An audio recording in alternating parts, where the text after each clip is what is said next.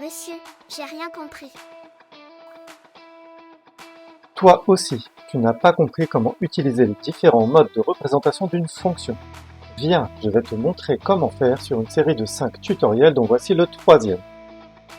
Après avoir étudié la fonction f sous l'angle d'un programme de calcul, puis d'une expression algébrique, nous allons voir ce qu'il se passe avec un tableau de valeurs. Un tableau de valeurs est un tableau à deux lignes qui te permet de regrouper plusieurs nombres et leur image par une fonction f. Pour le remplir, tu vas appliquer la fonction f à chacune des valeurs du tableau.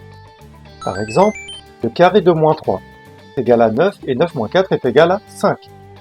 De même, le carré de moins 2 est égal à 4 et 4 moins 4 est égal à 0.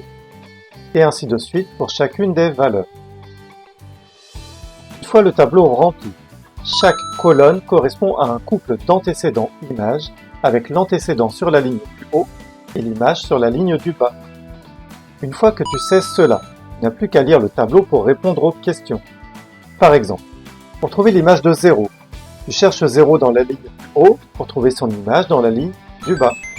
On fait de même pour trouver l'image de 3. Concernant la recherche des antécédents de moins 3 par exemple, c'est l'inverse. Il faut chercher moins 3 dans la ligne du bas pour avoir un antécédent dans la ligne du haut. Nous le voyons apparaître deux fois. Donc nous pouvons dire que moins 1 et 1 sont des antécédents de moins 3. De même, pour les antécédents de 0, on en trouve également 2 dans le tableau.